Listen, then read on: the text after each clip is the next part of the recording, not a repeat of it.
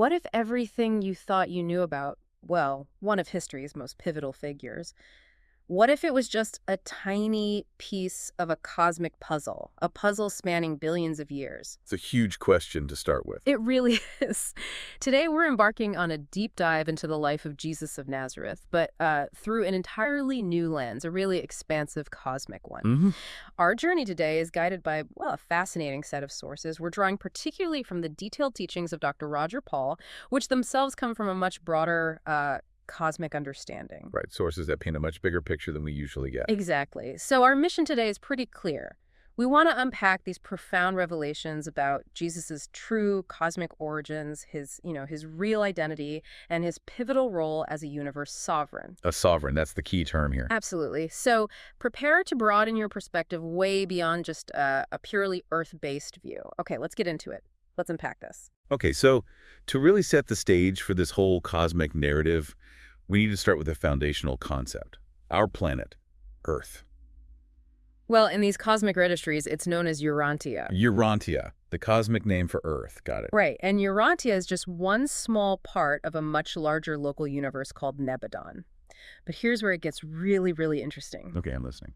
The being we know on Earth as Jesus of Nazareth is identified in these teachings as Michael of Nebadon, a creator son. And not just a creator son, but the sovereign ruler of our entire local universe. Michael of Nebadon. Wow, that's quite a title, isn't it? Sovereign of the entire local universe. It is a huge responsibility. And it's not just a casual title either. We learned that Michael's whole plan for Nebadon, everything he intended to do, was fully approved by the Paradise Trinity. That's right. The ultimate source, the absolute center of all creation. Long, long before his creative adventure even kicked off. I mean, what does that tell us? What does it mean for a universe to be built on such meticulous, pre-approved divine order? Well, it profoundly shifts our understanding, doesn't it? Yeah. It suggests a universe that wasn't just, a random cosmic accident. It points towards an overarching, incredibly choreographed evolution, spanning eons. Eons is right. And to really grasp the scale, you have to look at the timeline. It's just immense. The origins of our local universe, Nebadon, apparently stretched back something like 987 billion years ago in just unorganized space. 900 billion. That's almost incomprehensible. It really is. And just for context, our own solar system, which has the cosmic name Manmatia, that's only about 5 billion years old. It's a relative newcomer. A baby, practically. And you mentioned stages, like a nebular stage. Yeah, the sources break it down. The primary nebular stage for Nebadon was around 800 billion years ago. Then a secondary stage about 500 billion years ago. Tertiary or quaternary around 75 billion years ago. Yeah. These are mind-boggling numbers. It's astounding. And Michael, or Jesus as we know him, he wasn't just sitting around waiting during all this cosmic construction. Not at all. Apparently, during this vast Genesis period, he actually underwent what's described as an internship with another creator son. An internship? For a creator son, what does that even mean? What does that reveal about them?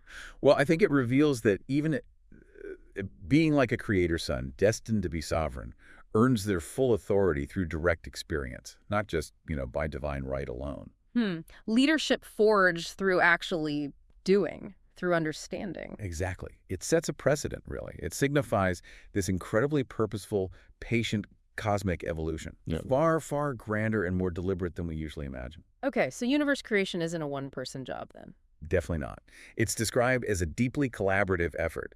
The initial grand design, the blueprints for material creations like universes, they were projected and planned by the paradise architects of the master universe. Like the ultimate cosmic city planners. Something like that, yeah. And then, following that blueprint, you have the master force organizers. They're the ones who manipulate the primordial energies, the raw stuff of space, to actually bring matter into physical form. Like cosmic engineers, maybe? Okay, architects lay out the plan, engineers build it, makes sense.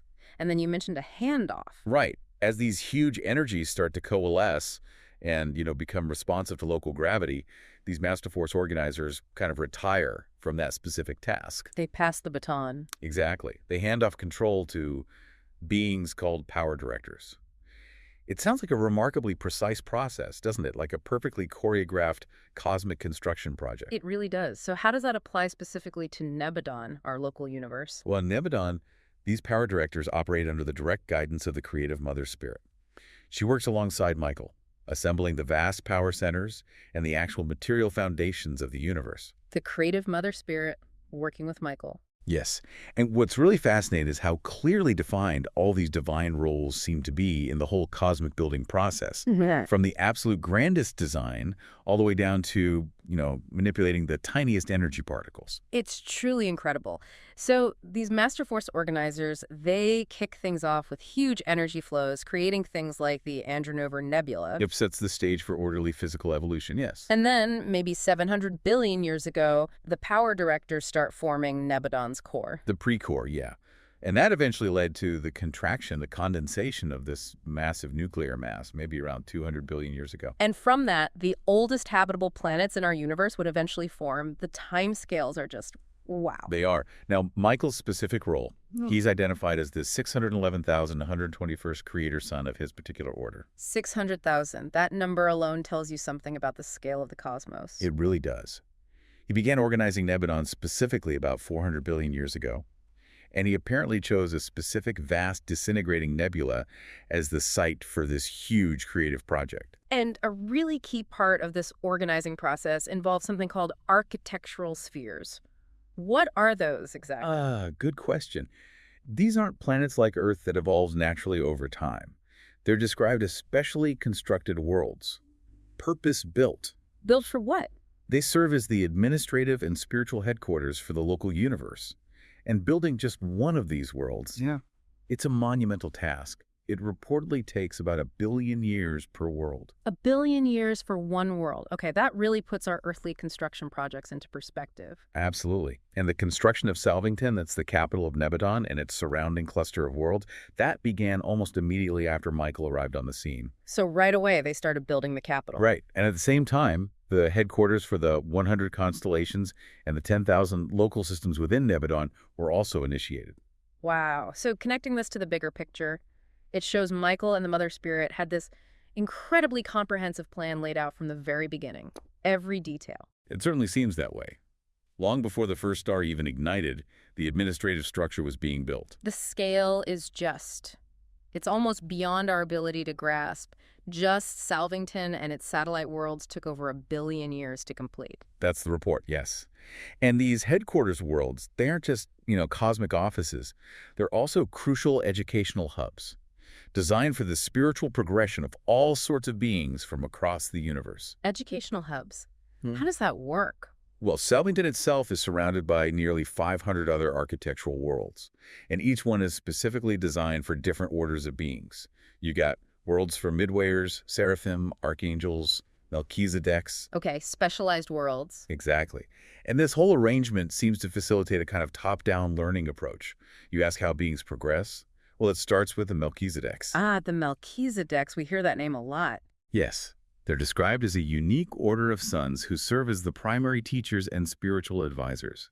They guide souls through the universe's vast educational curriculum, moving from the highest levels down, or maybe inwards, towards the more material realms. Fascinating. Now, here's something else I found really interesting. This idea of cosmic uniformity. Yes.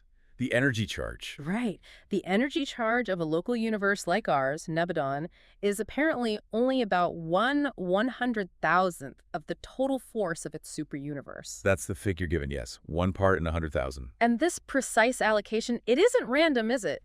It's meant to ensure uniformity, balance across all 100,000 local universes within that super-universe. Exactly. It reflects, again, this incredibly meticulous planning, presumably originating from the Paradise Trinity. It's like a massive, perfectly balanced cosmic power grid, ensuring everything functions harmoniously. A cosmic power grid. I like that analogy. Now, what about Nebadon's unique origins? It wasn't all built from scratch, right? No, that's another fascinating point. A significant chunk of its actual physical material apparently came from the Andromeda Nebula. Our galactic neighbor, Andromeda. Well, the nebula, yes. Though apparently not all of Andromeda was used for Nebadon. Parts of it went into forming other local universes nearby. But here's a really intriguing bit. What? Some material was also reportedly stolen from another massive nebula that was just passing through the region at the time. Stolen? Like cosmic piracy? Huh? Maybe? Or perhaps just gravitationally acquired, but it means our local universe, Nebadon, is actually a composite. It's built from bits and pieces of various cosmic origins, a bit of a cosmic mutt, you can say. The universe built from a little bit of everything. I love that. And speaking of neighbors and origins, there's an ongoing debate, isn't there, within the community that studies these sources? Yes, there is, about our larger cosmic location. Right. Whether our Milky Way galaxy is actually the seventh superuniverse, which is called Orvonton, and Nebadon would just be a tiny part of that huge structure. That's the speculation, yes. Yeah. It really underscores how much more there is to understand about our place in the cosmos, our cosmic neighborhood. We're still figuring out the map. Definitely. Okay, so we've talked about the physical creation, the structure. What about the life? The beings who run the show? Right, the next critical phase. So when the physical matter reaches a certain stage of materialization, then the Paradise Creator, Son Michael, in our case, and a creative daughter of the Infinite Spirit, the Mother Spirit, they appear on the scene. And their job is? To begin the creation of actual living creatures, and also a whole diverse array of spirit personalities needed for administration and guidance. It's the shift from, let's say, cosmic architecture to living systems and governance. And here's a little detail I found intriguing. Creator sons are sometimes even loaned archangels from other older universes to help them get started. That's right. Like a cosmic startup package, a bit of experienced help to get the administration rolling. A cosmic mentorship program for universe builders. So who are some of the key players Michael and the Mother Spirit created here in Nebadon? Well, the very first being they created together was Gabriel, known as the Bright and Morning Star. Gabriel, a familiar name. Yes, but it's important to understand his role. He serves as the chief executive of Nebadon, the top administrator. He's considered vital support personnel, but not really an angel in the typical sense of like a messenger, more like a universe CEO. Okay, chief executive. Who came next? After Gabriel, they created the Order of the Evening Stars, who essentially function as his primary staff, his lieutenants, if you will. Got it. And Then came the Melchizedeks, that unique order of sons we mentioned earlier, the teachers and advisors. Right, the educators. Exactly. And the way they were created is interesting, too. The very first Melchizedek was created directly by Michael and the Mother Spirit. But the subsequent Melchizedeks, they were created by Michael and the Mother Spirit in conjunction with that original Melchizedek son. Almost like using his spiritual pattern or template. That's a good way to put it, like establishing a spiritual blueprint from that first one. Okay. And we shouldn't forget the power centers, right? The ones involved way back in the physical formation. Absolutely not. Those power centers, involved in Nebadon's initial construction, they are permanently assigned to our local universe. They didn't just build it and leave. So they stick around. What do they do now? They operate in liaison with Michael and the creative Mother Spirit. Their job is to maintain control over the fundamental energies, primordial forces, gravity, universe power. They keep the engine running, so to speak. And there's that amazing claim about energy phases. Oh, yeah. It's reported that while our current science on Earth only recognizes maybe 3 or 4 fundamental forces or energy phases, these power centers actively manage and control something like 21 out of 30 phases involved in the very fabric of matter creation. 21 phases, that's a level of energy mastery we can barely even conceive of, essential for keeping the whole universe stable and running smoothly. Precisely. Fundamental. So all this grand cosmic history, the building, the organizing, the staffing of a universe, it all seems to lead us towards the most, I guess, personal part of Michael's story, what's called his bestowal. Yes. The bestowal journey. It's absolutely crucial. Explain that. What is bestowal? Well, it's described as an inherent gift, but also a requirement for all Paradise Creator sons. It involves them actually incarnating, taking on the form, and living the life of the various orders of beings they themselves have created within their universes. Incarnating as their own creations. Why? To gain deep, personal, experiential understanding. To know firsthand what it's like to be those beings. The goal is to enable them to rule with genuine mercy, wisdom, and profound sympathy, born from shared experience. Wow. So it's not just ruling from on high, it's ruling from within. Exactly. And Michael's journey through this was extensive. Remember his number, the 611,121st Creator Son. He was the 611,121st to complete this entire bestowal process. That many Creator Sons have done this. Incredible. When did Michael start his? His first bestowal apparently occurred nearly 1 billion years ago, with the subsequent ones happening roughly every 1.5 million years or so after that, building this vast library of experience across different levels of existence. 1 billion years ago. And there were 7 bestowals in total for him, right? 7, yes. And they really highlight an incredible diversity of experience. Can you walk us through them briefly? Sure. So first he bestowed as a Melchizedek's son in constellation 87, demonstrating, matchless wisdom as one of those primary teachers. Okay, as a top-level spiritual guide. Then number two, as a Lananandak's son. This is interesting. He served as a temporary replacement for a rebellious system sovereign in constellation 37. Sort of like stepping into Lucifer's former role type of position. Wow, dealing with cosmic administration challenges firsthand. What was the third? Third, as a material son and acting planetary prince in constellation 61. This is akin to the role Adam and Eve were meant to fulfill on our world, or Caligastia's initial role here, dealing with the challenges of a young, evolving planet. Okay, getting closer to the physical. Fourth, as a seraphim, experiencing life as one of the angelic orders, specifically a teaching counselor, understanding the angelic perspective. Fascinating. Number 5. Fifth, as an ascendant mortal, but of spirit status, on Uversa, the capital of our super-universe. So experiencing the journey that we are supposed to take after death, progressing through those spiritual ascension stages. He lived the afterlife journey, too. In a way, yes. Then sixth, as a Urantia mortal in constellation 5. This is really interesting, experiencing the transitional stage between purely material existence and full spirit status. It's a unique phase described in these sources, distinct from the Urantia experience he had after his human life. A bridge between worlds. And finally, the 7th. The 7th, his final, and for us, the most widely known bestowal, as a mortal of the realm, as Jesus of Nazareth, right here on Urantia, on Earth. Our Jesus, the culmination of this incredible journey. That's right. And the profound purpose running through all of these bestowals, it was through them, through living these lives, that Michael truly earned his full personal sovereignty over all of Nebadon. Earned it. It wasn't just automatically his. Not fully, no. He couldn't assume that complete, unquestioned sovereignty until the Ancients of Days, they're the ruling body of the super-universes, overseeing the local universes until they formally approved his sovereignty based on the completion and success of his bestowals. So when Jesus returned from Earth, resurrected and ascended, he needed that cosmic sign-off to accept what the Bible calls all power in heaven and on earth. Precisely. That approval was the final step. It really makes you ask, doesn't it? Right. What does it truly mean for a divine being, a creator, to earn their ultimate authority through empathy, through walking in the shoes of their own creations? It suggests that true righteous authority in this cosmos comes from understanding, from shared experience, not just raw power. It's profound. Very profound. And it's also crucial to understand this whole bestowal practice. Yeah. It wasn't something Michael just came up with, right? There was a precedent. Absolutely. The sources are clear on this. The Eternal Son, the second person of the Paradise Trinity, actually led the way. He bestowed himself 7 times upon the 7 circuits of Havona, the central creation, long before any local universes were even conceived. So the Eternal Son set the example. Yes. His act established the very protocol, the divine pattern, for all subsequent creator sons, like Michael, to follow. It's presented as a fundamental aspect of divine nature and governance, this willingness to descend in experience. Okay, so bringing this all back, wrapping our heads around this immense cosmic background, how does it change our understanding of Jesus' life and mission here on Earth?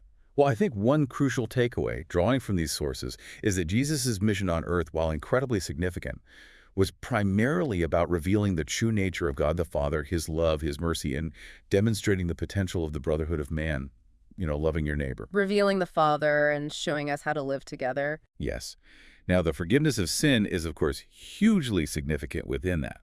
But in this larger context, it's presented as one vital aspect of a much, much bigger cosmic and spiritual narrative. It wasn't the only purpose. Right. It wasn't just about fixing a problem on one small planet. His time here, his life and death and resurrection as Jesus, it was the final, critical act in this incredibly long, carefully orchestrated plan to achieve his full, earned sovereignty over his entire universe. Exactly. The creation of Nebadon itself, its intricate organization over billions of years, the vast array of beings, and the profound purpose behind those 7 bestowal missions. It all points to a divine plan of immense scope, patience, and ultimately immense love. It truly frames his life as a cosmic saga. It really does. So as we wrap up this particular deep dive, just take a moment, if you're listening, to absorb the sheer vastness of this perspective. The story of Michael of Nebadon, who we know as Jesus, it's a cosmic epic, stretching across billions of years, countless worlds, encompassing creation, administration, and this profound journey of empathetic experience. It's truly mind-expanding, isn't it? It absolutely is. And understanding this larger narrative, I think, really enriches our appreciation for his life and teachings here on Earth. It reveals a purpose that extends far, far beyond the confines of just this one planet, Urantia.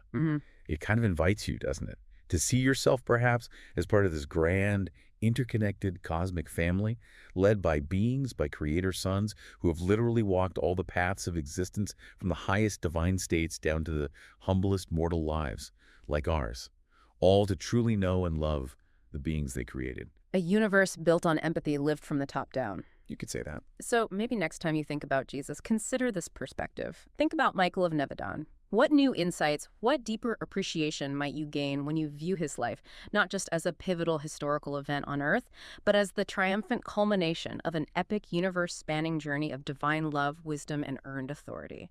Something to ponder. Keep seeking, keep wondering, and keep growing in light and truth.